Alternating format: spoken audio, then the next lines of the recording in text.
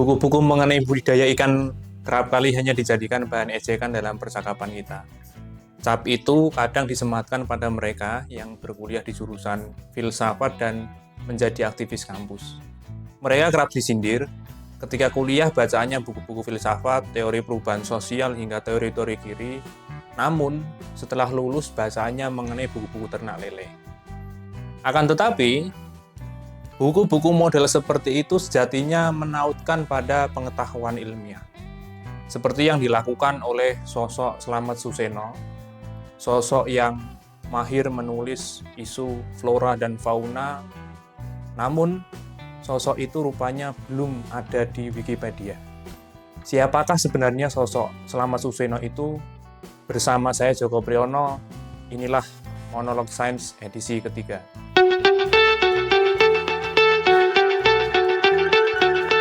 Ketiklah Slamet Suseno dalam mesin pencari di gawe Anda. Apa yang disajikan oleh mesin pencari mengenai sosok tersebut? Paling pasti, kita akan dapat menemukan beberapa keterangan mengenai buku-buku yang pernah dituliskan olehnya. Namun, agaknya kita hanya sedikit mendapatkan informasi mengenai biografinya. Kenyataan itu mungkin memberi makna bahwa sosok Slamet Suseno bisa jadi adalah sosok yang akan mudah dilupakan begitu saja. Namun kiranya menarik jika kemudian kita mencari tahu akan sosok tersebut. Mula-mula saya memiliki dugaan, terlepas minimnya informasi di internet saat ini, itu tiada lain dampak perlakuan dari buku-bukunya. Dari banyak buku garapannya, utamanya yang saya koleksi, jarang ada informasi mengenai dirinya di halaman belakang maupun di sampul bagian belakang. Ada salah satu buku yang memberikan informasi mengenai sosok Slamet Suseno. Ini ada di buku judulnya Kemah Mereka di Tepi Danau. Buku ini diterbitkan pertama kali oleh Balai Pustaka pada tahun 1982. Pada bagian sampul belakang kita akan mendapatkan informasi singkat mengenai Slamet Suseno. Ia lahir di Madiun pada tanggal 16 Juni 1927, menempuh pendidikan di Akademi Pertanian Bogor dan menyelesaikannya pada tahun 1956. Riwayat pengalaman kerja yang tertulis di dalam buku ini adalah masing-masing. Pertama, dia ahli hidrobiologi di Lembaga Penelitian Perikanan Darat di Bogor mulai tahun 1956 sampai 1959. Kemudian yang kedua, guru di Sekolah Perikanan Darat Menengah Atas di Bogor pada tahun 1959 sampai 1965. Kemudian asisten ahli atau dosen tetap di Fakultas Perikanan Institut Pertanian Bogor tahun 1965 sampai 1972. Keempat, dia pernah bekerja di Dinas Penyuluhan, Direktorat Penyuluhan, Direktorat Jenderal Perikanan di Jakarta tahun 1972 sampai 1975. Kemudian informasi yang terakhir, dia pernah menjadi kepala bagian tata usaha Direktorat Bina Produksi Direktorat Jenderal Perikanan di Jakarta. Tahunnya 1979 sampai sekarang dalam konteks buku itu terbit. Jika Anda lekas meminta saya untuk menyimpulkan siapa sosok Slamet Suseno, tentu saya tak sanggup. Namun saya ingin mengajak Anda berkunjung pada dua halaman yang ada di majalah Intisari edisi Februari 2001. Tepat di halaman 30 sampai 31, kita akan mendapatkan informasi mengenai berita kematian dari Slamet Suseno. Ia meninggal pada hari Senin, tanggal 22 Januari tahun 2001 dan dimakamkan di tempat pemakaman umum Jeruk Purut, Jakarta Selatan. Di halaman lain, ada ucapan duka dari pihak majalah Intisari yang keterangannya adalah 18 tahun bersama tak terasa, terima kasih dan selamat jalan rekan. Keterangan itu tentu memberi penjelasan relasi antara Slamet Suseno dengan majalah Intisari. Kalau kita memahami sejarah lebih awal lagi, khususnya sejak tahun 1970-an, di sekian edisi majalah Intisari, kita akan mudah menemukan tulisan-tulisannya yang berhubungan dengan ilmu biologi. Ia secara rutin kemudian bergerak pada tema khusus, yaitu flora dan fauna. Dalam prosesnya, Slamet Suseno kemudian pernah menjadi bagian dari redaktur dari majalah. Artinya memang sejak 1970-an mula-mula Slamet Suseno ini ia menjadi penulis rutin begitu di majalah Intisari, kemudian dia pernah ada masanya menjadi bagian dari redaktur dari majalah Intisari. Tentu 18 tahun yang dimaksudkan oleh majalah tadi adalah bisa jadi masa Slamet Suseno menjadi bagian redaktur di majalah Intisari. Selain di Intisari, Slamet Suseno juga pernah menjadi redaktur majalah Trubus. Ini majalah yang juga bersejarah dalam konteks pengetahuan di Indonesia. Majalah ini menaruh fokus pada isu di pertanian.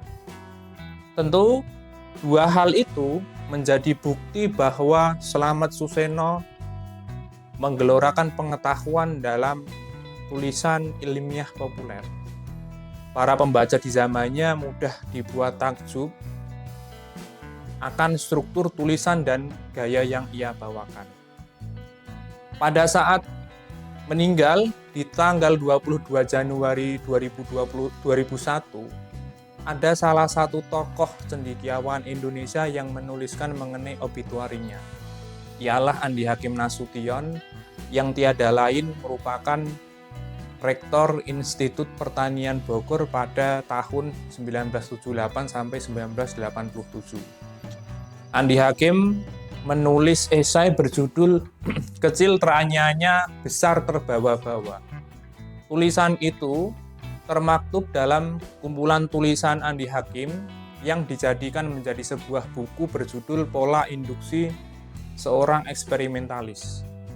Buku ini pertama kali diterbitkan oleh penerbit kampus IPB pada tahun 2002. Andi memberikan penjelasan bahwa sosok Slamet Suseno ternyata adalah kakak kelas selama sekolah di SPMA Bogor.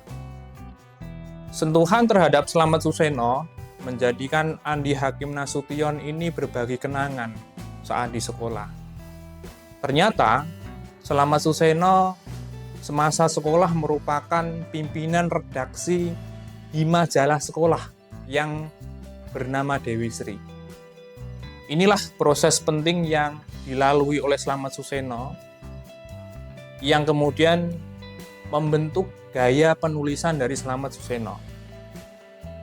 Andi Hakim menceritakan bahwa cerita yang disajikan oleh Slamet Suseno dalam majalah Dewi Sri tadi selalu menampilkan cerita yang memancing senyum para pembacanya.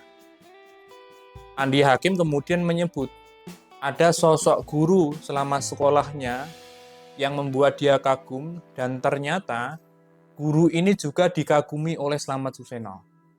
Nah, pengakuan Andi dalam kalimat berikut. Entah kebetulan atau tidak, guru yang sangat dikaguminya adalah guru yang saya kagumi juga, yaitu Nyonya Anifas van Oven, guru zoologi dan ilmu perairan tawar atau limnologi, yang di dalam kelas selalu mengambil contoh bahasan dari lingkungan yang langsung dapat diamati. Guru itu juga membuatnya mengenal buku Bacterian Jaggers, karangan Paul de Kruif, dan beberapa buku zoologi populer lainnya. Satu guru ini yang kebetulan membentuk proses antara Slamet Suseno maupun Andi Hakim Nasution. Kekaguman terhadap guru ini, yang suami dari guru ini merupakan ahli biologi perairan tawar, serta kenangan buku-buku zoologi pada masanya di sekolah begitu ya. Ini kemudian memberikan minat Slamet Suseno yang kemudian hari dia memiliki keahlian dalam dunia perikanan darat.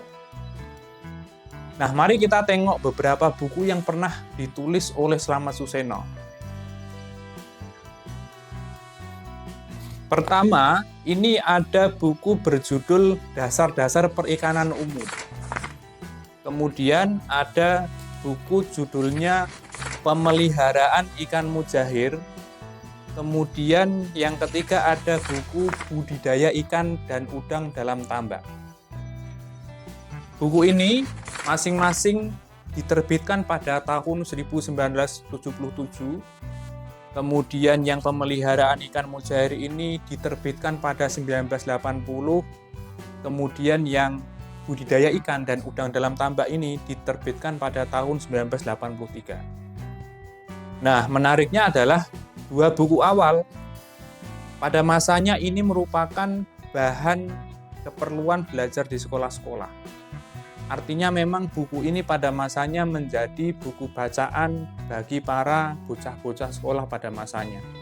Sementara itu, buku berjudul Budidaya Ikan dan Udang dalam Tambak ini merupakan buku yang pernah menjuarai di sayembara penulisan naskah buku ilmiah dan bahasa Indonesia yang diselenggarakan oleh pemerintah DKI Jakarta pada tahun 1981 1982. Di sisi lain, Slamet Suseno ini juga turut membesarkan dan memuliakan anak-anak pada masanya dengan menyajikan bacaan anak dengan tema besar ya, sebagaimana fokus yang ia geluti, yaitu flora dan fauna.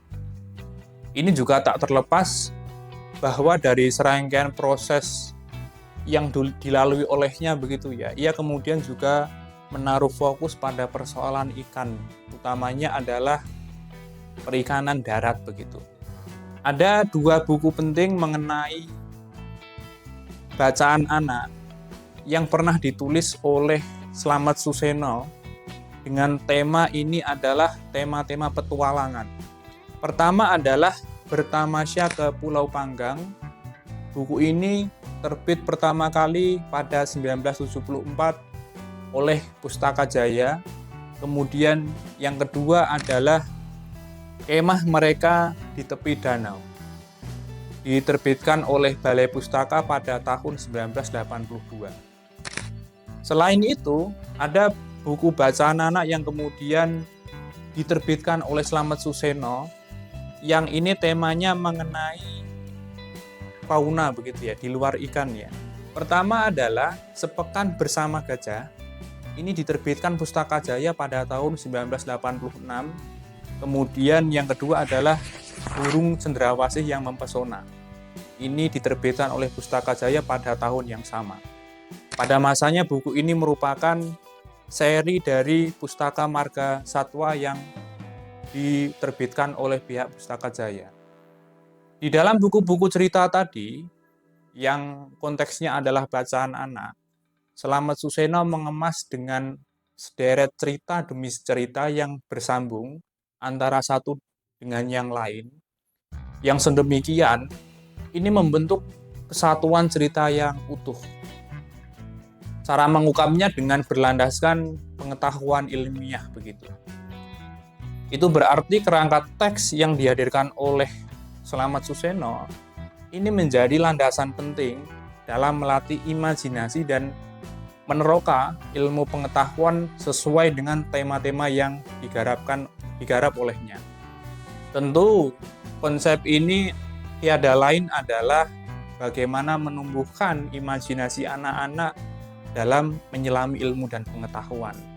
Artinya memang tidak semata-mata ia langsung menjelaskan pengetahuan-pengetahuan yang berhubungan dengan flora dan fauna, namun dia mengemas, memperkaya cerita-cerita yang kemudian membentuk kesadaran anak-anak pada masanya terhadap pengetahuan.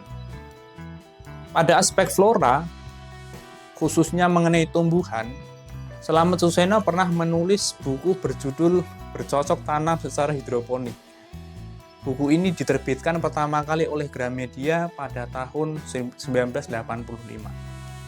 Nah, buku ini yang menarik adalah mendapatkan stempel dari Departemen Pendidikan dan Kebudayaan untuk dijadikan bahan ataupun menjadi referensi di sekolah-sekolah begitu. Artinya memang buku ini pada masanya digunakan sebagai bahan pelajaran di sekolah.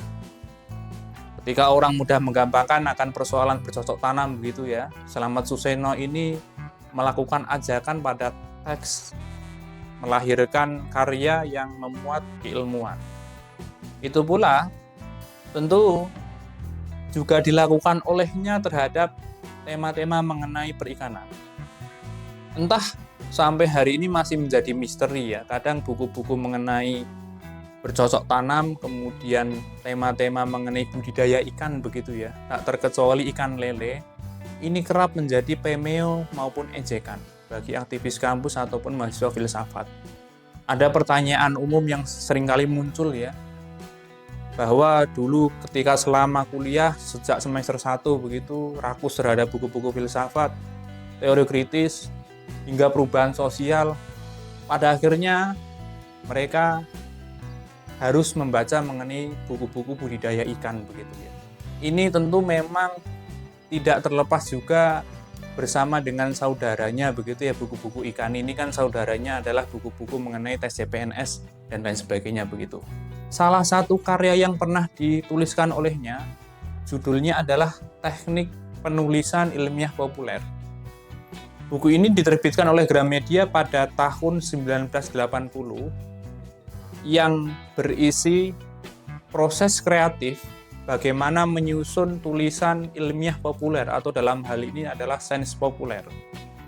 Tentu ini dia berangkat dengan pengalamannya selama tahun demi tahun dia bergelut di berbagai majalah ya, 2 majalah diantaranya tadi yang kita ketahui bersama yaitu majalah Intisari dan majalah Trubus, yang tiap tulisan dihadirkan oleh Slamet Suseno ini dia sudah mengacu bagaimana cara dia menghadirkan ilmu pengetahuan secara populer.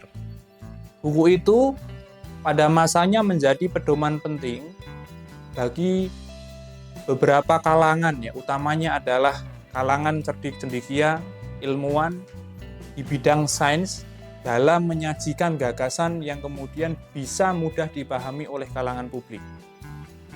Artinya memang Slamet Suseno di sini menyusun bagaimana teori untuk mempermudah begitu, membuat struktur tulisan, bagaimana menghadirkan pengetahuan-pengetahuan yang bersifat sains ini secara kemasan populer. Tentu ini tidak terlepas bagaimana upaya untuk menjadikan bahasa Indonesia itu sebagai bahasa keilmuan.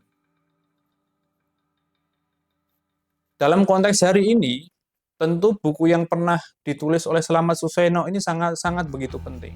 Artinya memang andai kata misalkan bisa kita usulkan kepada Gramedia, mungkin buku ini perlu diterbitkan ulang begitu. Karena sampai hari ini tidak banyak cendekiawan ataupun intelektual di bidang sains begitu ya yang menulis ataupun yang memiliki kecakapan mahir menyajikan pengetahuan ilmiah utamanya di dalam media-media cetak begitu ya, baik koran maupun majalah itu secara populer begitu ya.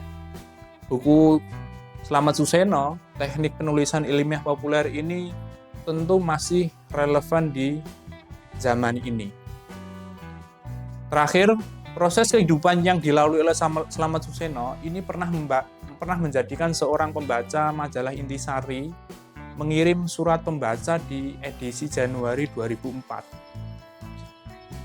Jadi ini tepat 3 tahun setelah meninggalnya sosok Slamet Suseno. Pembaca itu bernama Kris Sumardi dari Purwokerto. Jadi dia menuliskan surat pembaca judulnya Rindu Slamet Suseno. Ia berkesan mengenai kemasan baru dari majalah Intisari yang ini dihadirkan sejak tahun 2003 begitu. Kemudian dia menyebutkan ataupun menjelaskan bahwa ada kerinduan mengenai gaya kepenulisan yang ada di Intisari itu terhadap sosok Slamet Suseno. Ya ingin merindukan, ingin majalah Intisari menghadirkan model-model tulisan ala Slamet Suseno begitu. Karena Dalam banyak pengamatan, dalam banyak pengakuan para pembaca majalah Intisari pada masanya, utamanya Slamet Suseno masih aktif begitu. Slamet Suseno ini berpengaruh pada banyak orang yang membuat Slamet Suseno ini memiliki ciri khas. Dia dikenal memiliki gaya kepenulisan yang khas begitu. Meskipun dia kemudian identik dengan tema-tema flora dan fauna. Tentu momentum itu menjadi bagian penting dalam sejarah kehidupan dari Slamet Suseno yang pada tahun ini, kalau mengacu pada tanggal kematiannya, berarti ini adalah peringatan ke 24 tahun kematian dari Slamet Suseno pada tanggal 22 Januari begitu. Ia terus dikenang, namun kalau kita mengikuti sebaran informasi mengenai Slamet Suseno di internet hari ini, bisa saja memang Slamet Suseno adalah sosok yang berkemungkinan terlupakan ke depannya. Terima kasih sudah menyaksikan edisi 3 Monolog Sains. Sampai jumpa ke edisi-edisi berikutnya.